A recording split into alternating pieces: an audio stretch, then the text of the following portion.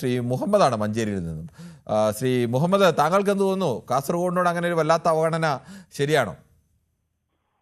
കിരൺ സാറേ, നമസ്കാരം. നമസ്കാരമുണ്ട്. പിന്നെ ഇത് ബഹുമാനപ്പെട്ട നമ്മളെ താങ്കൾ ഇച്ചിരി ഉറക്കെ പറയുമോ? ബഹുമാനപ്പെട്ട ഹെൽത്ത് മിനിസ്റ്റർ അറിയാൻ ഈ ന്യൂസ് 18 പരിപാടി അദ്ദേഹം അതിപ്പോ ഒന്ന് കാണണം. പിന്നെ നമ്മളെ മുഖ്യമന്ത്രിയും കാണണം. കാരണം അവിടെ കടത്തി ചികിത്സ ഇല്ല എന്നുള്ളതിന്റെ ഒരു കാര്യം പറഞ്ഞത്.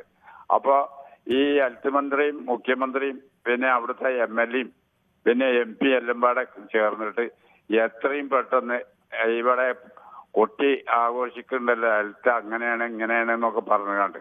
അപ്പൊ നിങ്ങൾ ഈ ന്യൂസ് ചാനലിൽ ഇത് വന്നപ്പോഴാണ് ഈ വിവരം അറിയുന്നത്. അപ്പൊ ഇത് അവരെ അറിയിക്കണം ബഹുമാന്യ സാറ്. അത്രേ എനിക്ക് പറയാനുള്ളൂ. ശരി, താങ്കളുടെ അഭിപ്രായം വളരെ വ്യക്തമാണ്. ശ്രീ മുഹമ്മദ്. ശ്രീ ഉമേഷാണ്, കോഴിക്കോട് നിന്നാണ് വിളിക്കുന്നത്. ശ്രീ ഉമേഷ്, കേരളത്തിൻ്റെ വികസനം വരുമ്പോൾ ഒരു പുതിയ റെയിൽപാത ആലോചിക്കുമ്പോൾ പോലും അതിൽ പോലും ഉൾപ്പെടുത്താൻ കാസർഗോഡിനെ തയ്യാറല്ല. ജനശതാബ്ദി അടക്കമുള്ള ട്രെയിനുകൾ ഇപ്പോഴും കാസർഗോഡ് വരെയില്ല, കണ്ണൂർ കൊണ്ട് അവസാനിക്കുകയാണ്. ഈ മുമ്പ് വന്ദേ ഭാരത് വന്നപ്പോൾ അവർ ഒരുപാട് സമരം ചെയ്താണ് ഒടുവിൽ അത് കാസർഗോഡ് വരെ ഒരെണ്ണം നീട്ടുകയും ഒരെണ്ണം മംഗലാപുരം വരെ നീട്ടുകയും ഒക്കെ ചെയ്ത്. കാസർഗോഡിനുള്ള അവഗണന ശരിയാണോ? നമസ്കാരം കിരൺ. സത്യമാണ് കേട്ടോ കിരൺ സാറേ.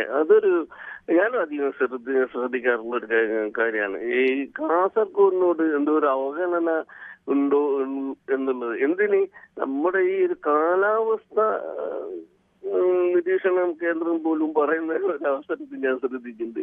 ഈ കണ്ണൂർ വരെയുള്ള ഒരു താപനില ആയിക്കോട്ടെ, മഴയുടെ കാര്യമായിക്കോട്ടെ, അതിൽ പോലും കാസർഗോഡിനോട് അങ്ങനെ പറയല്ല, അതിൽ പോലും ഞാൻ ശ്രദ്ധിച്ചില്ല കാസർഗോഡിന് അവഗണന. അത് കാസർഗോഡ് എന്താ കേരളത്തിലല്ലേ എന്നുള്ള ഈ ചോദ്യം നിങ്ങൾ ഇന്ന് എടുത്തത് ഏതായിരുന്നു നന്നായി. കാസർഗോഡുകാർ ശരിക്കും ഇതിനെതിരെ പ്രതികരിക്കണം എന്നാണ് എനിക്കും പറയാനുള്ളത്. ശരി, ഓക്കെ. ശ്രീ അനിയൻകുട്ടനാണ്, പത്തനംതിട്ട എന്നാണ് വിളിക്കുന്നത്. ശ്രീ അനിയൻകുട്ടൻ, താങ്കൾക്ക് എന്ത് തോന്നുന്നു ഈ കാസർഗോഡ് ജില്ലയോടുള്ള അവഗണന? പത്തനംതിട്ടക്കാരനായതുകൊണ്ട് പത്തനംതിട്ട ജില്ലയ്ക്കും വേണമെങ്കിലൊക്കെ ഒരു പരിധിവരെ അങ്ങനെയൊക്കെ പറയാവുന്നതാണ്. എന്നാലും കാസർഗോഡ് ജില്ലയ്ക്ക് പല രീതിയിലും നേരിടേണ്ടി വരുന്ന കടുത്ത അവഗണന, എന്താണ് താങ്കൾക്ക് അതിൽ പറയാനുള്ളത്? സാറേ നമസ്കാരം. കാസർഗോഡ് അത് പണ്ട് പോലെ നേരത്തെ പോലെ ഇങ്ങനെ ഒരു അവിക്കാതെ കേൾക്കുന്നുണ്ട്. ഹലോ, കേൾക്കാമോ? കേൾക്കാൻ പറഞ്ഞോളൂ, ഉറക്കെ പറഞ്ഞോളൂ.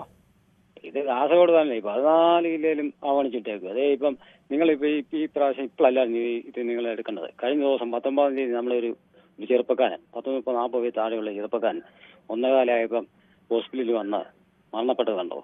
ആശുപത്രി പൂട്ടിയിട്ടേക്കുക, പട്ടി കയറുമെന്ന് പറഞ്ഞു. ആ ആശുപത്രി പൂട്ടിയിട്ട് നിങ്ങൾ അത് കൊണ്ടുവരും എന്നുള്ള പ്രതീക്ഷ ഞാൻ കൊണ്ടായിരുന്നു. അവിടെ പോലും വേണമെങ്കിൽ തുടങ്ങാൻ. കാസർഗോഡ് ജില്ലയല്ല 14 ജില്ലയെ ആവണിച്ച് ഇട്ടേക്കുകയാണ്. ഇപ്പം ലോക കേരള സഭ നടത്താൻ പോകുന്നു. അതിന്റെ പകുതി പൈസ കൊടുത്താൽ പോരെ?